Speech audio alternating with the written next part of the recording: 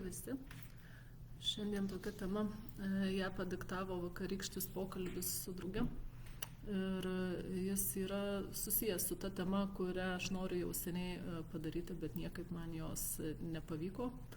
Ir čia buvo labai sudėtingi reikalai. Tai siejasi ir su religija, tuo pačiu ir su mūsų gebėjimais, galiom, mūsų ryšio kanalais su savimi, agregorais, atskleidimais savo DNR 100%, tai, kaip žinom, kas žinot, 10% mes tik išnaudojam savo galimybių, kurios yra užkoduotos DNR.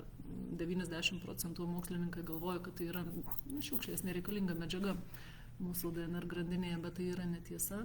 Ir kodėl mes negalime aktyvuoti visų tų savo gebėjimų galių.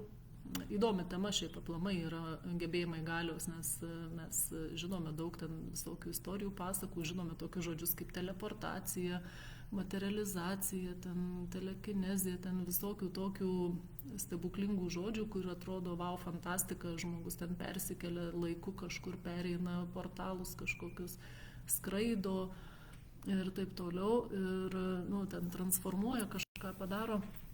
Ir tai atrodo kaip fantastika, bet iš tiesų tai nėra fantastika, tai yra informacija mūsų genuose, ji yra užkoduota, tos galimybės, gebėjimai yra užblokuoti, juos atskleisti turbūt, kad įmanoma. Aš manau, kad įmanoma, pati esu patyrusi porą tokių, sakykime, nepaaiškinamų situacijų šiame gyvenime. Tai aš esu tikra 100%, kad tai yra įmanoma ir teleportuotis, ir persikelti laiku, ir laiką tampyti pirmyn atgal, ir jį išplėsti, suspausti, sutrumpinti, prailginti. Visa tai yra įmanoma. Ir ta tema išsivystė vakar kalbant su drauge ten apie Bibliją, apie Jėzaus tuos visus ten stebuklus daromus, ar ne? Tai ką aš noriu pasakyti, kad atskirkim religiją nuo tikėjimo pradžiai. Religija, jų yra daug. Tikėjimas, žinojimas, kas yra, kad yra kažkas aukščiau, yra kiti dalykai. Yra du skirtingi dalykai, sakykime, žinojimas, kaip yra tikėjimas ir pati religija, kaip dogmų rinkinys. Tai sakykime, ką aš pati nuo vaikystės buvau uoli bažnyčios lankytoja, močiutė mane vedė, aš ten giedojau ir bažnyčios chore, ir pamokslus tuos klausydavau ir taip toliau. Aišku, daug kas pasimiršę, nes jau seniai nebesu ta uoli lankytoja. Bet ką aš dabar iš dabartinio savo požiūrio žvilgsnio matau ir atrenku, tai sakykime, Biblija, Naujasis testamentas, ar kaip jį pavadinti, tai yra ezoterinė knyga, gera ezoterinė knyga, kur galima rasti labai daug dalykų, kurie yra užmutinti, užvynioti pačios religijos dogmų, pritaikant kažką, pritraukiant, bet realiai ten yra nemažai visatos dėsnių, tokių kaip traukos dėsnis, pavyzdžiui, visatos, ar ne? Niekad vaikas būdama nesuprasdavau, kodėl sakoma, kaip taip neteisinga yra, kai sako, kad iš tų, kurie turi, jiems bus duota dar daugiau, o iš tų, kurie neturi, iš jų bus atimta dar daugiau. Gal tai kokia neteisybė? Dabar tai suprantu, kad čia visai Bibliją galima skaityti ant 4 lygiais, suvokti. Ne apie atėmimą čia yra kalba ir davimą, čia yra apie būtent žmogaus vidinį pojūtį. Jeigu aš jaučiuosi turinti daug, dėkinga aplinkai, visatai, savo jaučiu dėkingumo jausmą, aš turiu daug. Nors aš galbūt gyvenu pašiūriai, ar ne, bet pats jausmas. Esmė ta, kad aš ir gausiu daug, aš turėsiu daug, man bus duodama daug. Vat žmonės, kurie yra pozityvūs, nesėdi aukos vaidmenį, kurie spinduliuoja gausą, vidinę gausą, gėrio, nežinau, išminties, džiaugsmo, laimės, dėkingumo, jie ir pritraukia į save lygiai tą patį. Panašų traukia, tai irgi yra dėsnis, ar ne? Ir lygiai taip pat, jeigu aš būsiu aukos vaidmenį, aš jame gyvenau ilgą laiką, nuo jaunystės iki pasveikimo savo to pagijimo, buvo tas aukos vaidmuo, toks gailėkit manęs visi, man labai blogai, mylėkit mane, o štai čia tokia, kas gavosi, kad visada buvo tas nepriteklius toksai. finansinis nepriteklius, sveikatos nepriteklius, santykių nepriteklius, nes aš viduje buvau ta tokia, auka. Biblijoje apie tai parašyta, iš tų, kurie neturi, bus atimta. Tai taip ir būdavo. Visada būdavo kažkas atimama. Kiti ten tie dalykai, ten vyno vertimas, vandens vertimas vynu, ar atvirkščiai, aš ten jau neatsimenu, esmė ta pats transformacijos dėsnis, ar ne? Taigi apie tai jau ir mokslininkai kalba dabar, kad paimkite vandens stiklinę, palaikykite rankose su mintimi, tiesiog, kad šitą vandens struktūras pritaikau savo struktūroms taip, kaip man šiuo metu reikia, kad tas vanduo virstų, taptų tokiu gydančiu, ar papildančiu, ar nešančiu informaciją ir medžiagas, struktūras, to, ko man šiuo metu reikia. Ir taip kiekvieną dieną kraunant tą vandenį, tai turint mikroskopus, taigi galima pasidaryti irgi tuos tyrimus, ar ne? Paimti paprastai vandenį, užšaldyti, pažiūrėti pro mikroskopą, koks jo ten struktūra ir pakrauti meilę, mintimis, dėkingumu, tuo, kuo man reikia ir tada pažiūrėti, kaip jisai ten užšalęs atrodo. Yra tų bandymų daryta ne vienas ir tai veikia ir prašom, ar ne? Ne jokie kažkokie nestebuklai. Tai ką aš noriu pasakyti, tie visi mūsų gebėjimai, galios, visatos dėsniai, viskas yra surašyta, tai nėra kažkokie, nebuvo kažkada tai stebuklai. Kai kuriuos mes dalykus sapnuojam, nemanau, kad čia yra bent vienas žmogus šitoje grupėje, kuris yra nesapnavęs, kad skrenda. Man atrodo, kad daugelis esat skridę ir jautė tą jausmą, kaip tai yra skristi. Pastebėjau, kad su kuo esu kalbėjus, kad skridimo būdų yra keli tie būdai skridimo yra. Vieni skraido rankom, ten mojuoja, kažkaip įsibėga ir reikia tos kinetinės energijos tokios pakilti. Kiti generuoja energijas, pavyzdžiui, aš esu sapnavus, kad man iš delnų ir iš padų pradeda eiti srautai energijos tam tikros ir aš kaip kaip malūnsparnis, kaip raketa, tiesiog kad kylu nuo žemės ir skrendu ir tada rankų pagalba, pasvirimu, reguliuoju kūno pasvirimą, kryptį, greitį ir taip toliau. Tai su tais gebėjimais, visais klausimas tada, kodėl mes to dabar negalime fiziškai realiai. Kodėl tai likę tik sapnuose, kažkur filmuose, fantazijose, pasąmonėje ir taip toliau. Dėl kelių priežasčių. Viena iš tų priežasčių yra tai, gal papasakosiu pavyzdžių, kaip mano sūnus Ąžuolas pasakodavo. Jis būdavo, kad naktim skrisdavo, sapnuodavo, kad skrenda į tam tikras galaktikos stovyklas, vyksta mokymai kažkokie, patikrinimai, fizinio pasirengimo, stovyklos, ten plaukimas, bėgimas, skridimas, visokie kovos, ten dar kažkas į tas stovyklas, pasak jo, suvažiuodavo, suskrisdavo, atvykdavo iš įvairių visatos kampelių, sergėtojai, nes taip vadindavo sergėtojais. Aš suprantu, kad ir jisai tada toksai buvo, nes ten visi tokie buvo. Ir ne tik iš Žemės, bet iš tų pasaulių yra daug ir planetų yra įvairių. Ir iš tenai būdavo tokie kaip ir mokymai. Įdomi detalė tas, kaip jisai tenai papuldavo. Jisai visada, kiek prisimena, kiek yra sapnavęs, kai ten vykdavo su tokiu kosminiu laiveliu. Kosminis laivas, sakykime, vienvietis, vieno žmogaus pilotuojamas, bet jisai yra valdomas mintimis, minčių pagalba. Ir tiesiog turi tavo mintys būti tada, tokios, taip išgrynintos, į tikslą sukoncentruotos, nesiblaškančios nei praeitį, nei kas bus, nei kaip čia ką daryti, be baimės, be kažkokio svorio. Tu turi būti toks, tiesiog. Net nežinau, kaip pavadinti tą būseną, išjausit turbūt. Ir tada su minčių pagalba tu valdai tą laivelį, turi būti koncentracija į tą valdymą, kur tu skrendi, koks tavo tikslas, ką dabar daryti. Ir aš tada pagalvoju, jeigu mūsų automobiliai ar lėktuvai būtų valdomi mintimis, mes turbūt nuvažiuotume iki pirmo stulpo toliausiai. Nes mūsų mintys, mes dar nesugebam jų tiek suvaldyti, taip sukontroliuoti, kad nenešiotų mūsų ten po praeitį, kas ką sakė, ką pasakė, kiek čia bulvių reikės, kas gali į parduotuvę nusukti, vaiko batai suplyšo, reikia nupirkti, o reikia dar susidėti daiktą. Ta prasme, mes nesugebame būti čia ir dabar. Nu, vat čia ir dabar šią minutę aš sėdžiu, žiūriu, kalbu, dainuoju, matau, šviečia saulė. Nu, vat kur žvilgsnis stringa, tą aš užfokusuoju, tą aš užtvirtinu ir aš niekur kitur nesu, tik šiam taške, čia ir dabar. Tai iš dalies tai yra ačiū Dievui, kad mums neatskleis tos galimybės, kol mes esam nesąmoningi tiek, kad sugebėtume išbūti čia ir dabar ilgesnį laiką, nes mes nusižudytume, mes susinaikintume, manau, greitai, beskraidydami, ten bevažinėdami, be kažkokias nesąmonės bedarydami. Ten kažkas pasakytų, oi, gyvensi 500 metų, nesensi, regeneruosiesi, atsinaujinsi ląsteles tiek, kiek tau reikės. Nu, tai žmogus, turbūt anarchija tam tikrą prasme kiltų, kol mes čia viską susireguliuotume, turėtų būti perėti toks nemažas sukrėtimo laikotarpis, periodas, kad atsigautume ir suprastume vis tik, kam tai yra skirta ir ką su visu tuo daryti. Apie vieną tą teleportacijos dar irgi atvejį mano Džiugas pasakojęs yra, jam irgi ateina kartais ta informacija, tiesiog šauna ir jisai kalba.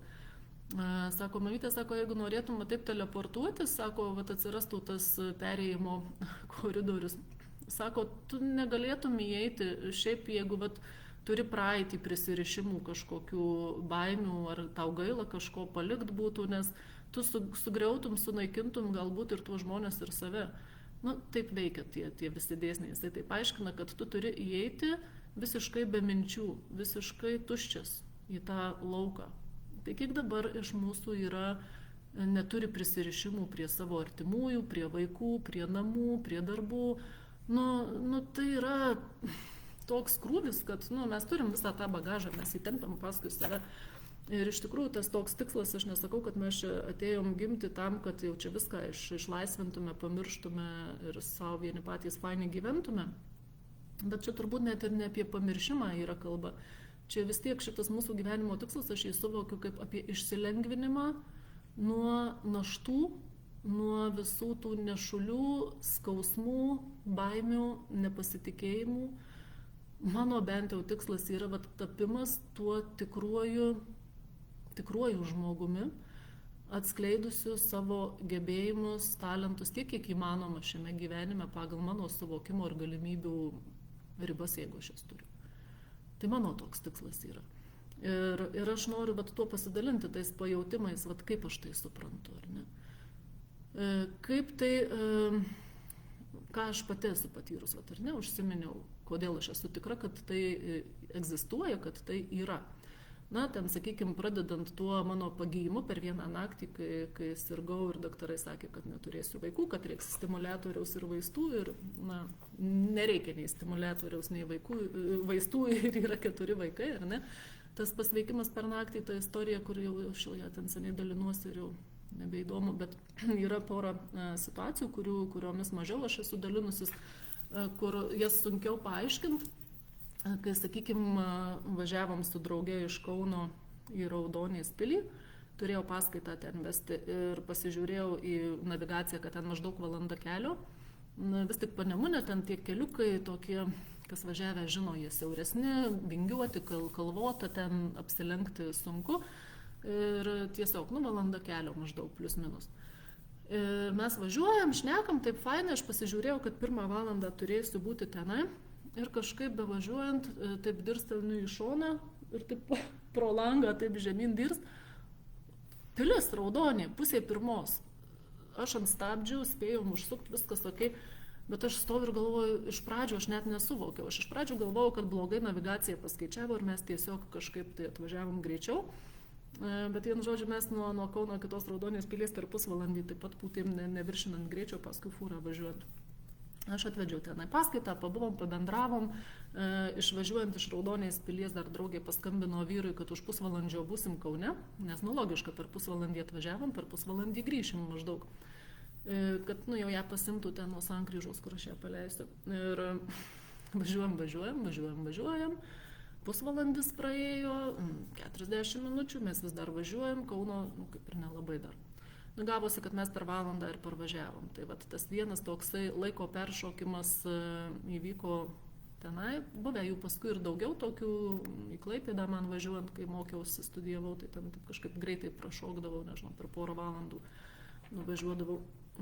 Bet esmė tokia buvo dar viena situacija, tai jau seniai, prieš kokią 20 kelis metus. Nebuvau aš sąmoninga, dar taip kaip dabar, sakykime, šitų visų dalykų nežinojau, tai įvyko spontaniškai, nesąmoningai, nežinau kaip tai įvyko, bet tik atsimenu situaciją, kad aš išvažiavau iš namų, buvo vakaras, tamsu, rudens metas, panašiai kaip mano gimtadienis, kažkas lapkričio pradžia. Iš šalutinio keliuko aš išsuku, man reikia sukti į dešinę pusę, bet aš pasižiūriu į kairę, kad nieko nėra, tada aš laisvai galiu sukti į dešinę. Ir aš išsuku į dešinę pusę ir prieš mano akis, fūra ir fūra. Viena kitą lenkia, fūra važiuoja, fūra lenkia ir aš nieko jau nematau, man nėra ką daryti, nes šviesos, tos fūros lempos prieš mano mašiną ir tik tas signalas, toks fūros. Viskas. Ir aš nieko neprisimenu. Aš nieko nežinau, kas įvyko po to, tiesiog sąmonė išjungta buvo ir aš atsigaunu, atsipeikėju, kad stovi mano mašina, užvesta, variklis dirba, net neatsimenu dabar, ar ten įjungtas laisvas buvo, ar tai turbūt, ar rankinis užtrauktas, aš nežinau. Esmė tokia, kad kažkas ten tokio įvyko, kažkaip ar buvau perkelta, ar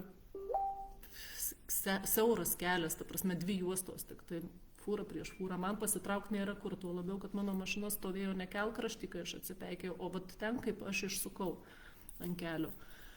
Tai po šiai dienai man tai yra ne iki galo atsakytas klausimas, kaip ten kas susidengė, dimensijos kokios ten perėjo kažkur, bet jos kažkaip tai perėjo ir esu čia. Tai įdomių dalykų yra ir ne viskas protu paaiškinama, todėl aš tikiu visom galimybėm, viskuo, kas tik sugalvoti įmanoma, fantazija neša ir kodėlgi ne. Tai klausimas dabar, kas dar visą tai riboja. Kaip jau minėjau, tas ribojimas yra dėl mūsų sąmoningumo stokos, kad mes nesugebame dar valdyti savo minčių, jausmų, emocijų, prisirišimų, mes dar turim labai daug kabliukų visokių. Ir tiesiog tai veikia kaip savisaugos momentai, kad mus apsaugotų nuo susižalojimo, susinaikinimo ar kažkokių tai nesąmonių pridirbimo. Todėl yra tikslinga dirbti su savo tom neigiamom emocijom, mintim ir prisirišimais visais, kuo daugiau atkabint, paleisti nuo savęs to svorio. Ir kitas dalykas yra būtent religija. Per religiją mes esam irgi kaip pakabinti prie tam tikrų egregorų, mūsų tiesioginis ryšys yra pablokuojamas, pavyzdžiui, krikšto metu ir pajungiama prie egregorų. Kas vyksta krikšto metu, visi matė, turbūt dedamas kryžius viršugalvyje, ryšys, kryžius čia dedamas ir ant krūtinės. Tai yra 3 pagrindinės viršutinės čakros, ryšys su siela, mano vidinis matymas, 3 akis intuicija ir širdies balsas. Tai yra pablokuojama ir pajungiama prie religinio egregoro, kad mes girdėtume, matytume ir jaustume tik tai, ką sako religija. Kada mums klaupt, kada stot, kada gailėtis, kada muštis į krūtinę kaltas, kad tikėti, kad aš esu dulkė, buvau dulkė ir liksiu. Ir, sakykime, krikšto metu, tiksliai nežinau, bet ten apie 80 programų įdedama tokių, kaip sakau, kaltas, dulkė, buvau dulkė, liksiu, yra galimybės tas programas išsivalyti. Sakykime, ta pati dulkės programa, jinai ką daro žmogui? Sumenkina. Aš vargšas, menkas, nieko negaliu, pats negaliu, už mane kažkas turi būti aukščiau, kas man padės, išgelbės, padarys kažką. Aš toks, menka čia dulkelė, nieko nereikšminga, ar ne? Ir ta dulkelė dažniausiai jinai gyvena, kiek žiūri, subtiliam lygmenį, tai saulės rezginy. Saulės rezginys yra mūsų pusiausvyros centras. Ir jeigu ta programa įsiimplementuoja į saulės rezginį, jinai ten mus veikia, išmuša, kaip sakant, iš vėžių, menkina, sutraukia mūsų tą galios centrą iki dulkelės lygio ir mes tada tokį, kur papučia tenai, neapsisprendžiam, negalim priimti sprendimų, mums yra sunku, ta nuomonė tokia ir taip toliau, išmušti iš vėžių mus lengva ir taip toliau. Tai irgi galima išvalyti tas dulkeles visas. Bet jas išvalyti galima turbūt po to, kai sutvarkomas tas krikšto ritualas, kurio metu pajungiami mes prie to egregoro ir užblokuojamos mūsų tos visos čakros. Aš čia kalbu apie krikštą, bet iš tikrųjų tai buvo užsiminta grupė ir apie tą patį reikį. Reiki irgi turi savo simbolius ir tie simboliai yra įdedami į čakrų struktūrą. Energija tada jinai eina per filtrą, reiki filtrą. Aš, sakykime, gaunu iš kosmoso, iš visatos, iš savo sielos pluoštą, bele kokių energijų, visokių, kokių man reikia, bet aš pasirenku tada perleisti vien tik per reiki filtrą, ir ten praeina reikia energiją naudoju, o ten dar bele kiek energijų galiu aš naudoti, bet kažkaip, tai kažkodėl. Turėjau aš tos reikia 4 iniciacijas, buvau mokytoja, galėjau ir kitus inicijuoti. Tuo metu man taip atrodė, kad man taip reikia, aš priėmiau tą sprendimą ir viskas buvo ok, man reikėjo tos energijos, tai buvo kaip spyris man į subinę, nes buvo kaip tik širdies operacijos, ir viena, ir antra. Aš greitai gijau po jų ir prasidėjo toks, sakykime, mano artimesnis pažindinimasis su energijom, su tuo pasauliu nematomu, kas tai yra kas. Bet paskui kaip ir su krikštu, taip ir su to reikia, aš išsivaliau tuos simbolius, tuos ženklus iš savo struktūrų, iš čakrų, man jų nebereikia, aš galiu naudotis spektru, visų savo spektru, kokį tik turiu, sukaupusi per 100 000 gyvenimų įvairiose planetose, pasauliuose ir čia, ir kodėl man apsiriboti. Tai ir jums nesiūlau apsiriboti. Tai kas liečia būtent krikšto ritualą, ar ne? Tai yra paprastas dalykas, viskas visada visur veikia mūsų mintys, žodžiai, jausmai, ar ne, ir darbai. Tai jeigu aš noriu anuliuoti krikšto ritualą, tai aš taip ir sakau, kad aš anuliuoju savo krikšto ritualą, išvalau iš savo visų lygių, laikų ir struktūrų visus ženklus, kryžius įdėtus krikšto ritualo metu.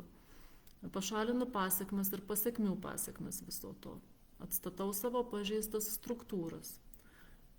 Susigražinu iš religinio agregoro savo energiją išvalytą ir viso pilnoj apimty. Atiduodu visą tai, kas yra religinio to agregoro jam, išvalyta pilnoj apimty. Paleidžiu automatiniam pradirbimui ir uždarimui visus gyvenimus susijusius su religijom. Gal aš kažką verčiau tikėti religiją kažkokią, gal mane kažkas vertė tikėti, nežinau, dantis lupo, nagus lupo, ant laužo degino, ar ne. Daugybė yra gyvenimų susijusių su religinėm apeigom, religinių, nežinau, visokiom religijom, vertimų tikėti kažkuo. Tai visus tuos gyvenimus paleisti automatiniam pradirbimui, tiek galima šiuo metu be sąmoningo įsikišimo. Dar kas yra su krikšto vardu, krikšto vardo suteikimu, tai yra sukuriamas toks kaip fantomas, to šventojo vardu pavadintas, ar ne. Šventieji visi dažniausiai, kas buvo ligoniai, kankiniai. Ir gaunasi taip, kad suteikus tą krikšto vardą, mes tarsi pradirbinėjom kažkuria tai prasme jo, negaliu sakyti karmą, bet kaip sakyti, nešam kryželį, nešam tą kryželį dažniausiai. Ir, ar to reikia? Ar man to reikia? Man nereikia, aš atiduodu tuos visus krikštų sutvirtinimų vardus tam, kam jie priklauso. Iš tų fantomų susigražinu savo energiją. Kodėl aš turiu savo energiją iš savo rezervuaro imti savo ir dar dalinti kažkokiem fantomam sukurtiem. Aš tuos fantomus, buvo, bet aš dabar susigražinu energiją iš jų savo ir pasakau, kad aš tuos fantomus jau anuliuoju, panaikinu, viskas, nėra tuščia ten, nėra mano energijos, man vardų nereikia, vardus atiduodu, atsistatau savo struktūras, pilnoj, apimti, 100%, kas aš esu, kokia aš esu, aš noriu eiti toliau jau į priekį savo kojom. Dažnai žmonės, religingi žmonės, sakykime, su kuriais bendrauju, jie bijo likti tarsi vieni. Jie sako, tai kas tada saugos mus? Yra tas poreikis kreiptis į angelus, į, nežinau, Juozapą, Mariją, Mykolą, dar ten kažką, į tą visą panteoną, sakykime, viskas yra ok, jeigu jūs jaučiat, kad vieni dar negalite eiti. Nu, čia kaip vaikas mažas, ar ne? Nu, kol jis auga, jam reikia tėvų pagalbos, kad jam ten kažką padėtų, padarytų, jis nepasitikė, jis bijo tamsos, nu, tai yra natūralu ir normalu, ir man to reikėjo. Turėjau ir altorėlį namuose ir melsdavausi Marijai ir, kaip sakau, į bažnyčią jau viskas ok, aš nesišaipau iš religingų žmonių, aš jos neneigiu tos religijos, bet auga vaikas, užauga ir ateina laikas eiti savom kojom, nesiremiant. Nu, taip, gali pasiremti, gali paskambinti mamai, gali tėvui paskambinti, paklausti, vat, kaip tu laikaisi, kaip ką. Žinoti, kad tai yra, bet neatsidėti viso savęs, kad aš vienas nieko negaliu, jau tik, vat, jeigu man padės, tai dar kažką pasieksiu. Nu, iš tikrųjų, tai tas dvasingumas tai yra ne tai, kad aš meldžiu, o Dievuli mano gėlytę, čia vysta mano gėlytė, ką daryti. O vat paimk ir paliek tą gėlytę pats. Negali, o kodėl negali? Tai gali, paimk, paliek. Augs ta gėlė, nereiks Dievulio prašyti ar ten visų šventųjų. Nu taip ir čia vat, apsidairykim ir pasižiūrėkim, ar iš tikrųjų jau mes taip nieko negalim patys padaryti, ar mes esam tokie silpni, kad negalim priimti sprendimo, o jeigu negalim, tai kniskimės tada po savo galvą, nežinau, paieškokim priežasčių, kodėl aš negaliu priimti to sprendimo. Ko aš bijau? Tai jeigu bijau, tai baimę keičiu į drąsą. Jeigu negaliu atsakomybės prisimti, gal mano vidinis vaikas mažas, kaip dabar psichologai mėgsta tą vidinį vaiką labai mylėti, tai gal tą vaiką jau užauginkim pagaliau jau. Jau eikim, kaip sakant, pilnoj sudėty, pilnose struktūrose, nusišluostykim tas nosis, narglėtas, ašarotas, sijonėlius nusipurtykim ir stokim pilnu ūgiu ir apsidairykim, ką mes čia veikiam, nu iš vis, kas čia vyksta toj žemėje. Ir ką aš galiu joje padaryti. Tai vat, tai su tais, nu taip kažkaip pramušė čia man tą energiją, vis tik norisi, kad žmogus prabustų ir pradėtų naudotis savo tom galiom, galimybėm ir mažiau knistų savo protą viskuo, taptų savimi ir, nu tai yra labai svarbu tuos dalykus suvokti, išsivalyti kiek įmanoma nuo įtakos tos neigiamos. Ir jeigu jau mes norim tą DNR savo kažkaip aktyvuoti, mes ir galim sakyti, kad vat, aš noriu aktyvuoti tas DNR dalis, kurias galiu šiuo metu aktyvuoti pagal savo suvokimą, tą suvokimo lygį, laipsnį, pagal savo brandą, va tiek, kiek galima šiuo metu, kad tie mano gebėjimai ir galios atsiskleistų tiek, kiek aš galiu jas pakelti šiuo metu, priimti ir suvokti. Ir galbūt su laiku vat, pamatysit, kad jums reikia saulėtos dienos ir jūs ją debesėlį išsisklaido ir jums saulėta diena. Ir tai ne joks nestebuklas. Tai bandykit ir tą darykit. Ir pamatysit, kaip nu, viskas dažosi kitom spalvom, tik vat, atsikabint nuo tų visų nešulių reikėtų. Taip, dabar matau dar keli klausimai. Irena klausia, gal paralelinėn realybėm patekai. Gal patekau paralelinėn realybėn, apie paralelinius pasaulius taip pat yra tema, tik aš ją galvojau daryti atskirai, kad nesuplakt visko į vieną. Yra pasauliai paraleliniai, bet čia turbūt kažkas tai buvo kitaip toks laikas, man atrodo, čia buvo laikas kažkaip tai susidengė, išėmė mane iš to laiko ir perkelė atgal paskui, kai viskas pasibaigė. Nu kažkaip taip gal. Toliau, ar maistas riboja, ar tiek, kiek tikim? O gal visgi tikrai apsunkina, nes kai pasižiūriu mitybą, emocijas bei nepervargstu, tai galiu valdyti sapnus, bet jei vakare užvalgau, tai nesigauna. Ir dirbti pradėjus tik kartą pavyko per kelis mėnesius. Maistas yra energija. Maistas yra energija ir mes maisto norim tokio, kokia vidinė mūsų energija, kas susišaukia. Tai kartais įsijungia protas ir mes tada sakom, kad nu viskas, dabar tai vat, nevalgysiu ten to, arba valgysiu va šitą, nes tai yra sveika. Nu kažkur paskaičiau. Reikia čia labai stebėti ir save pajausti, kaip ten su tuo maistu. Pavyzdžiui, jeigu aš turiu sunkią konsultaciją su daug negatyvo, daug sunkių dalykų gilių, aš neperdirbinėju to negatyvo per save, aš nepriimu jo. Aš po dienos dviejų galiu būti pamiršus, apie ką mes ten kalbėjom, konsultacijos metu, bet aš, pavyzdžiui, dažnai tokiu atveju, ar ten po paskaitų sunkių, ilgų, ar dar kažko, aš tiesiog pasipjaustau lašinių. Tiesiog. Tai yra taip, tai yra sunkus maistas, sunkia energetika, bet, kaip sako, matematikoje minusas ir minusas gaunasi pliusas. Transformuojasi, sakykime, viduje, aš taip savo pasidarius tokius nustatymus, kad, sakykime, sunkesnis maistas man transformuoja vidinį negatyvą kažkokį gautą iš išorės ar viduje kylantį ir pasišalina labai visiems suprantamų būdų tas negatyvas. Ir nelieka struktūrose pas mane, bet aš savo ir net nesupratau, kad aš kažką tai suvalgiau ne taip. Tai labai labai man tas padeda. O būna dienų, kur aš, pavyzdžiui, pamirštu, kad aš iš vis nevalgius, ateina vakaras ir aš suprantu, kad palauk, aš tik kavos ir geriau ryte, bet aš visai net nealkana. Ta energija iš kažkur jinai akumuliuojasi, generuojasi ir viskas. Tai reikia stebėti, žiūrėti, kokios situacijos vyksta dienos eigoje, kokį maistą norisi valgyti. Ir žiūrėti, aišku, čia galima įsirtuliuoti į tas temas apie parazitus vidinius, ten tuos kirminus visus, bet jie irgi yra reikalingi, svarbu būtų balansas ir ne per daug jų ten prisiveistų ir taip toliau, nes jie irgi gamina tam tikras medžiagas, kurios yra mums reikalingos. Bet aš sakau, disbalansas viduje, fiziniam lygmenyje atsiranda tada, kada būna disbalansas galvoje.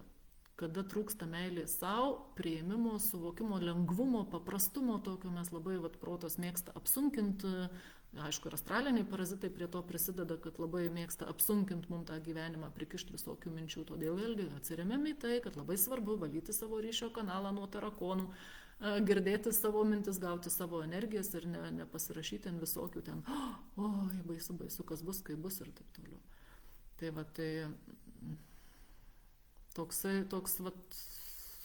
Tokia šios dienos tema, kad vis tik girdėti labiau save ir nepasiduoti tom tokiom neigiamom mintim, jausmam, valytis nuo to, čia patarimas ir man savo pačiai. Dar prisiminiau, norėjau ką papasakot, kodėl aš tą religinę temą taip ilgai užtrukau.